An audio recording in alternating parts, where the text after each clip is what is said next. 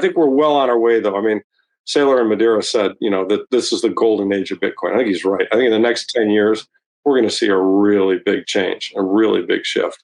And that doesn't mean the dollar is going to fail. That doesn't mean fiat's going to go away. That doesn't mean central banks are going to be put out of business. I think they'll all still be here. But the balance of power is going to shift very substantially in the favor of sound money, in my opinion, in the next 5 or 10 years. Equity Management Associates founder Lawrence Lepard believes that Bitcoin's price will skyrocket shortly, and here's why. Currently, a small percentage of people understand and invest in Bitcoin. Lepard estimates this group to be about 10% of the developed world. As with the internet and cell phones, which initially faced resistance due to being seen as clunky and expensive, Bitcoin is also facing skepticism and pushback. Some people are still hesitant to buy Bitcoin at its current price, believing they missed the opportunity when it was cheaper. However, Lepard sees that Bitcoin's current price is a bargain compared to how much it will be worth. He believes that Bitcoin will become so widely adopted that its value significantly increases, much like how cell phones became widely used and affordable over time. Meanwhile, an article on CoinDesk states that choppiness will likely persist despite Bitcoin rebounding towards $60,000. Marcus Thielen from 10x Research suggests that while Bitcoin may climb to $60,000, this rise will be temporary due to technical damage.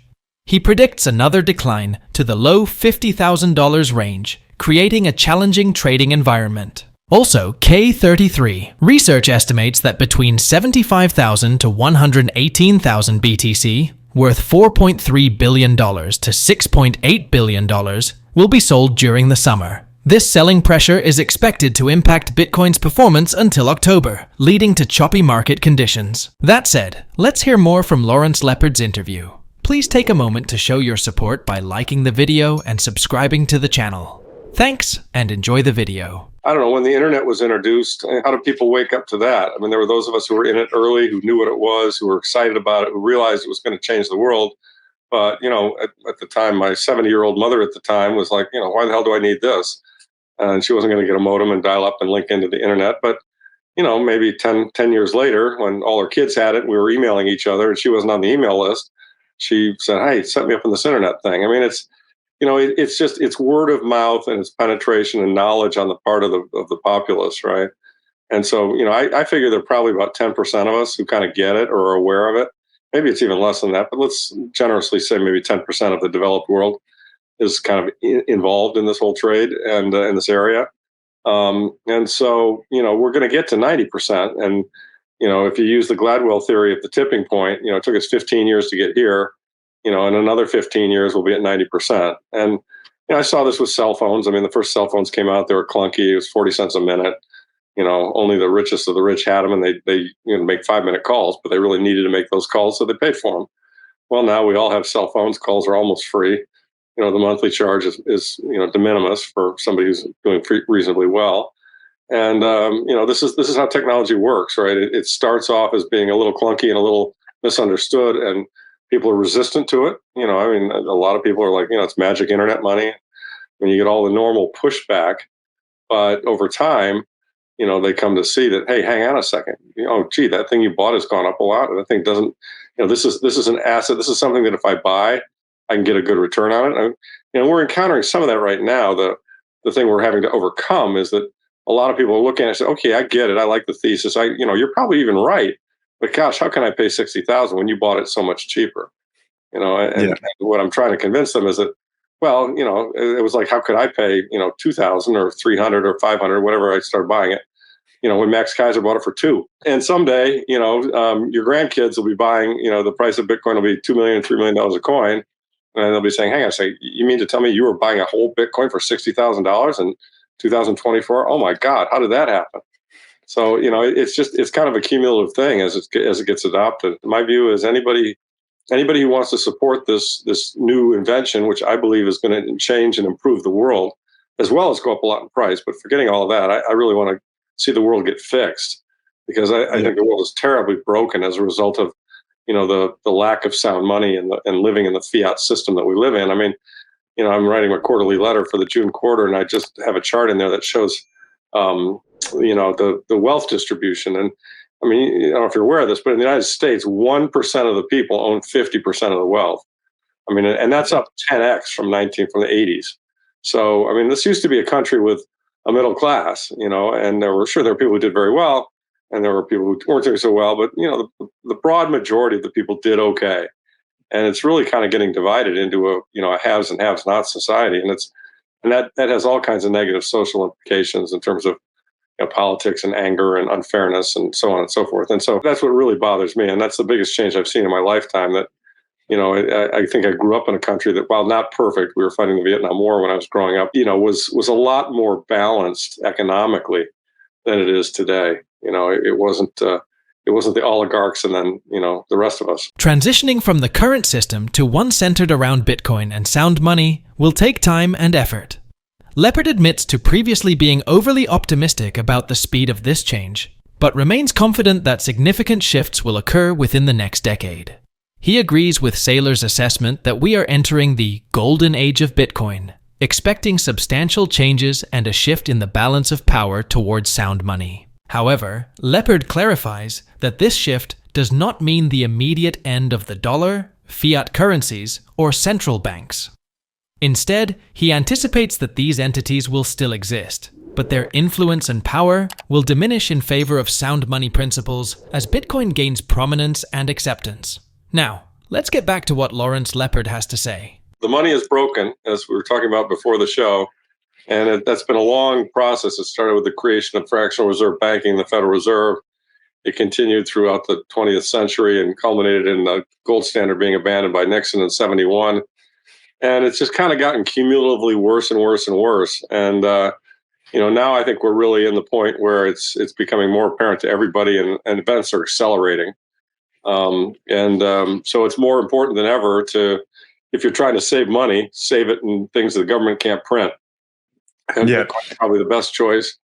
And gold and silver are not bad choices behind Bitcoin. I think Stein's law applies, which says that if something cannot go on forever, it'll end. I mean, the math is against them.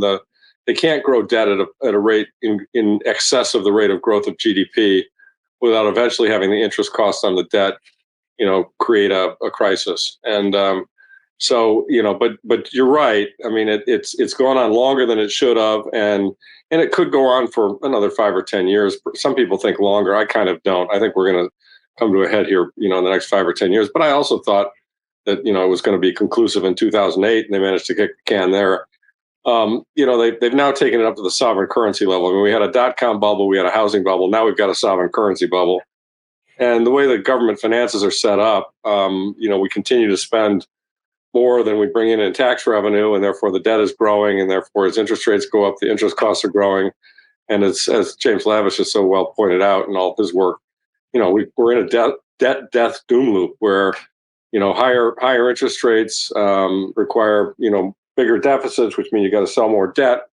Selling the same amount of more debt into the same amount of demand means higher interest rates, and winch, rush, repeat. Right? I mean, it's just a vicious negative feedback loop. And I think we're getting to the point where the can kicking is going to get very, very hard. I mean, right now we're in an interim period where we had a lot of money printed in the COVID example. And they've managed to kind of slow that down somewhat and tighten up a little bit by reducing the Fed balance sheet from 9 to 7, trillion I'm talking about. But, eventually something else is going to break and the system will not have enough money in it to function.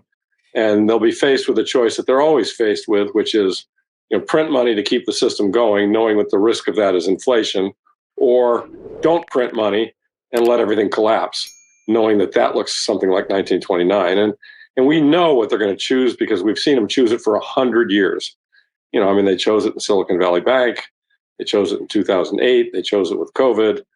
They chose it with LTCM way back in 1998. I mean, I've seen all of these in my career, and they just keep choosing the same thing. And and the excuse they'll use is the one they used in '08. I mean, Henry Paulson went to Nancy Pelosi, got on his knees and said, look, if you don't give us this $700 billion for TARP, the ATMs aren't going to work tomorrow. They kind of have a gun to your head and they threaten, the Armageddon of the financial system unless you print. And guess what? The politicians put into that condition, in those circumstances, they will print.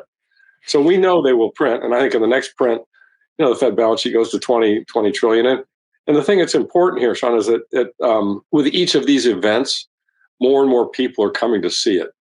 I mean, a lot of people saw it in 71, and there was a big run in gold then, and a lot of the hard money people got it, but they managed to contain that by raising interest rates very high, and they could do that because sovereign debt was a small percentage of total GDP. Let things go in the other direction, and it just keeps getting cumulatively bigger. So, to timing, I think we're going to see fireworks in the next 5 years, and I personally can't see how this system holds together more than 10 years. So, I mean, I think we're on a sound money standard, or we have hyper Bitcoinization sometime between now and 2034, which is not a trivial amount of time, but it's not another 20, 30, 40 years. I mean, with each of these cycles, the problem is getting more acute. You know what I mean? So that's kind of how I handicap it. And that would fit in with a fourth turning theory. I mean, this is a fourth turning, which is a kind of a change in the rules of society, which it's described in a book of the same name. Most people know the theory.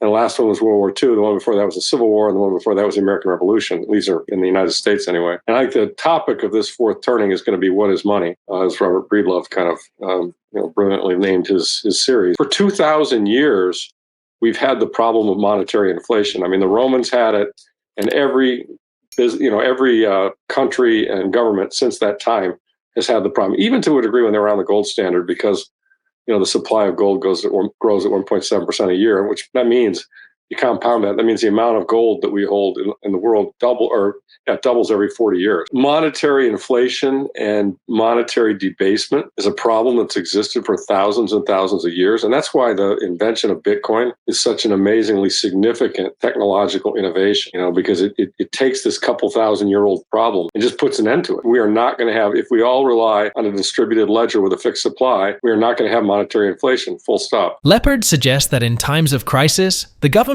always prints more money to avoid financial collapse, citing historical examples like the 2008 financial crisis, the COVID-19 pandemic, and various banking crises.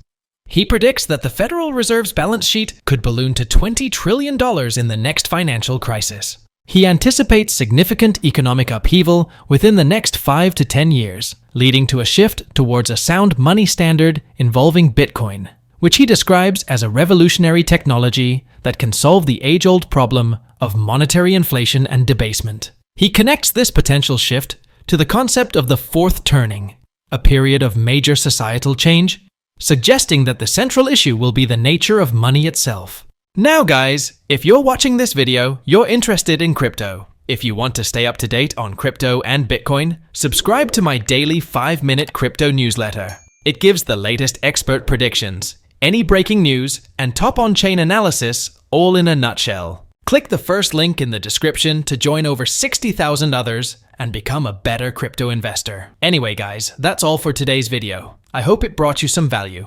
I'll see you all in the next one, and as always, all the best.